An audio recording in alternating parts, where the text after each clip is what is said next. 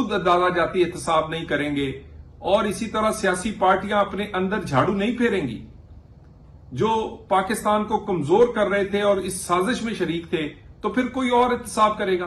तो फिर एतराज ना कीजिएगा, फिर हुकूमत को भी मजबूरन ऐसे इकदाम करने पड़ेंगे जिस पर लोग कहेंगे कि ये इकदाम, इतने सख्त इकदाम नहीं करने चाहिए थे, मगर ये जरूरत है पाकिस्तान की।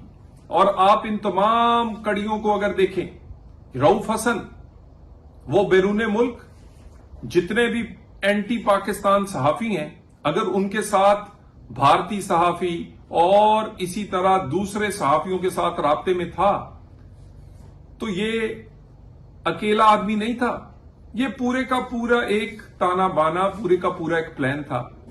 पीटीआई की मुआशी टीम उसी वक्त खत लिख रही थी आईएमएफ को कि इनके साथ मुआहदा ना किया जाए।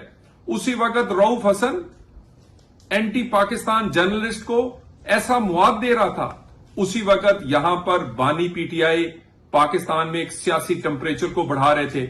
उसी वक्त कई जज साहिबान बानी पीटीआई और ऐसे फैसले कर रहे थे जो इस पूरे प्लान के मुताबिक थे।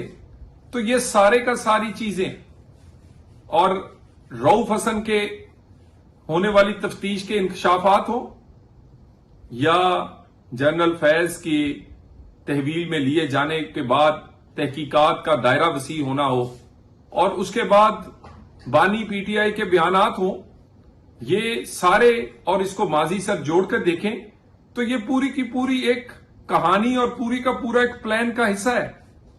ये एहतसाब हर सूरत अब होकर रहेगा।